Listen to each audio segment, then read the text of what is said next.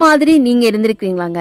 நான் அமெரிக்கா வந்ததுக்கு அப்புறம் தான் எனக்கு நாம ஏன் இன்னும் இப்படி இருக்கோம் அப்படிங்கிற ஒரு மைண்ட் செட் வந்து எனக்கு ஒர்க் பண்ணதுக்கு அப்புறம் தாங்க ஆரம்பிக்கவே செஞ்சது. அதுக்கு முன்னாடிலாம் அந்த மாதிரி திங்கிங்லாம் எனக்கு இருந்ததே கிடையாது.